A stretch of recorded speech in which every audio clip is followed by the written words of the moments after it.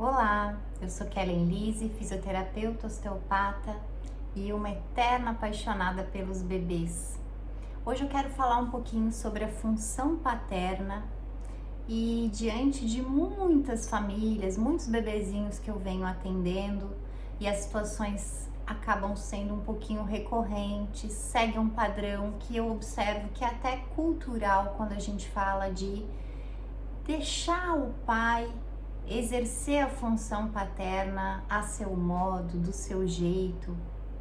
Então, hoje, vivendo na Holanda e tendo a percepção de que aqui na Europa é outra cultura, eu vejo que pais e mães dividem muitas tarefas. Ao contrário do Brasil, eu vejo que nós mulheres nos sobrecarregamos muito, porque nós queremos dar conta de tudo que nós já fazíamos e abraçar esse maternar um tanto quanto excluindo esse pai, excluindo esse masculino. Eu não estou aqui generalizando, mas eu gostaria de plantar essa reflexão, essa semente para todas nós pensarmos sobre isso. Será que nós estamos incluindo esse masculino?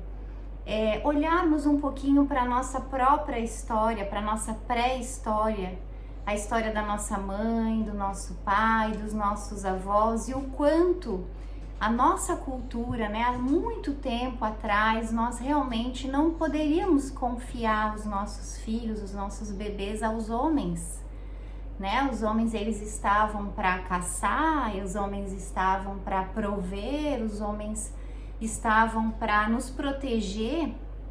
Então, o que eu quero dizer aqui é que desde sempre existiu a função paterna e a função materna.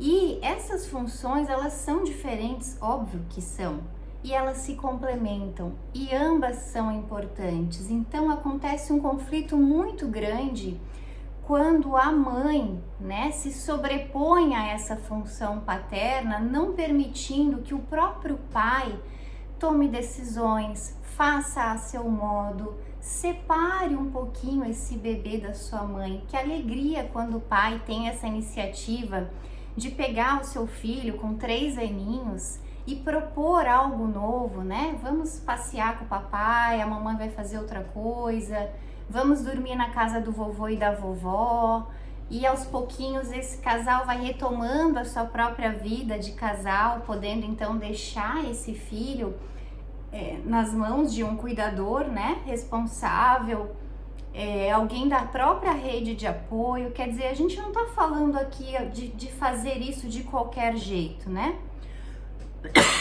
Desculpa. É um assunto que engasga, literalmente, porque a gente quer ajudar as mamães a se separarem, Mas fica difícil. Então, eu quero aqui plantar essa reflexão e trazer uma informação super importante que eu acho que vai aliviar o coração das mamães que estão aqui me ouvindo. É muito importante para a constituição psíquica da gente, de todos nós, os limites, as frustrações, as podas.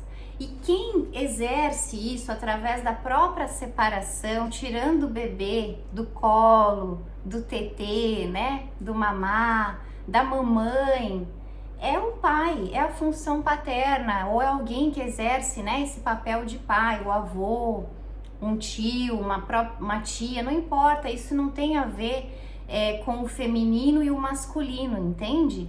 Isso, diante de um bebê, de uma criança, é extremamente importante que a criança entenda que ela tem esses dois lados, que ela tem essa mãe que acolhe, que aconchega, que protege, que amortece, que filtra, e tem esse pai que investe, que desafia, que pega pela mão e diz: vamos lá, vamos experimentar algo novo, vamos se abrir para o mundo, nós temos essa coragem. Então, desde muito pequenos, na maneira como nós conduzimos essa divisão de tarefas, a divisão dos cuidados, a divisão das decisões, o bebê, ele é de todos nós, Então, o que é bom para esse bebê? é bom que a partir de 1 aninho de vida, né, ele já vá entendendo, sentindo que eventualmente ele vai separar, vai se frustrar, sim, mas depois ele volta para o tetê, para o colinho, para o aconchego dessa figura materna. Mas essa pessoa, essa figura, essa circunstância que separa, né, que pode ser a creche, a escolinha, que pode ser esse pai que cuida e eventualmente a mãe trabalha e o pai exerce a função materna, vamos dizer assim, do cuidador. E esses papéis, eles podem ser trocados, né? E muitas vezes nós vemos a mãe solteira, a mãe que é sozinha, exercer os 2 papéis. Porque se ela só exercer a função materna, quem é que vai fazer a poda, quem é que vai dar os limites? E é muito importante a gente entender que esses limites e que a própria frustração, ela faz parte da nossa construção. A gente precisa, é como se fosse assim, as bordas, né? Nós somos, a criança, o bebezinho, ele é como um rio. E esse fluxo, ele segue com toda a força embriológica, com toda a pulsão de vida que nós temos ao nascimento. Quem que dá esses limites? Quem é que dá a margem, né? São os pais, é pai e mãe. E nem sempre nós vamos conciliar as nossas ideias, porque a mulher vem de uma família, ela tem uma criação, né? Ela tem lá toda uma ideia do que é bom fazer. E teve uma experiência, vamos dizer assim. O pai teve sua família, sua criação, suas experiências. Imagina que são 2 pessoas diferentes que estão tentando alinhar suas ideias. Então, é muito importante a gente dar esse espaço ao pai para ele fazer do seu jeito, ele se expressar. E com muito cuidado, se a gente sente que precisa, né, de alguma maneira intervir, fazer isso, né, ali entre 4 paredes, se entendendo, conversando, aceitando também as diferenças, porque nós, enquanto mulheres, quando somos muito controladoras, assumimos esse lugar do masculino.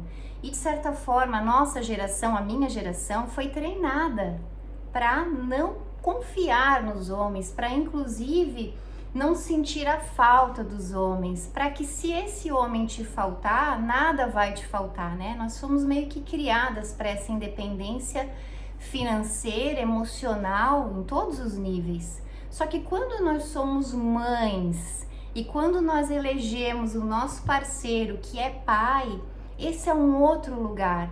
É o lugar de parir o feminino, é o lugar de maternar esse feminino que acolhe, mas que também respeita o masculino, que deixa esse pai fazer na medida como ele pode, como ele sabe e com toda a amorosidade que a gente tem, que é preciso ter para que essa cura seja alcançada em vários níveis, né? Existem várias formas da gente de alguma maneira ensinar esses pais ou mostrar a eles que existem caminhos melhores, né? Mas a gente só vai conseguir encontrar esse equilíbrio quando existe diálogo, porque enquanto nós formos as donas da verdade, enquanto nós estivermos presas a essa dor, porque nem nós mesmas conseguimos ficar longe dos nossos bebês, mas os nossos bebês estão crescendo. Então, é muito importante para a constituição psíquica desse bebê que ele grude quando ele é bem pequenininho. E que vocês colhem, e que vocês façam essa fusão e aproveitem muito esse momento.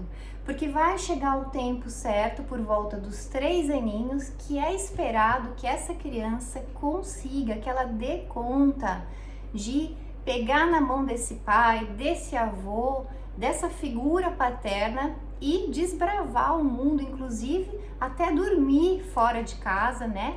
Junto desse cuidador, dessa figura que também o acolhe. E aí a criança vai entendendo que ela pode estabelecer uma relação de confiança com a mãe, com o pai, com o vô, com a avó, na casa da tia, na casa do amiguinho, né? E aí a gente vai expandindo essa rede, né? Sendo que o nosso núcleo é o nosso núcleo familiar, é a nossa base, é o nosso apoio. É muito importante que exista esses papéis bem estruturados nesse início e que depois isso vai se expandindo para a escola e para a sociedade.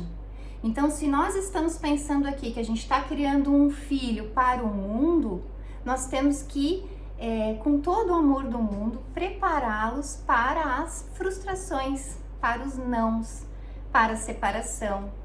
Então, existem muitas formas da gente fazer isso, e eu acho que o primeiro passo é a gente imaginar, pensar e ter essa convicção, baseado nessa orientação que eu tô dando aqui, mas que você pode conversar com as psicanalistas, especialistas nessa constituição psíquica. Eu repito aqui, isso é bom, né? A gente aprender a lidar com as frustrações é uma qualidade maravilhosa, né? Isso é ser resiliente, isso é estar cada vez mais pronto, preparado para a vida, né?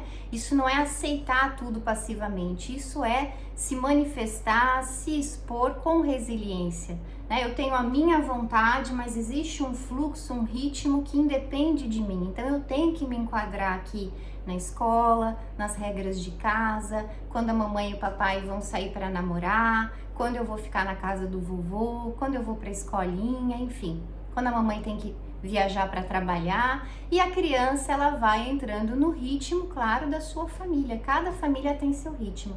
Não existe certo e errado, mas o fato é que depois de muito grudar, é saudável separar. Acreditem, mamães, vocês vão estar fazendo muito bem a vocês mesmas e aos seus bebês, tá? É muito importante a gente preparar nossas crianças para as frustrações que existem, né? Isso é viver. Um beijo e até logo. Até a próxima.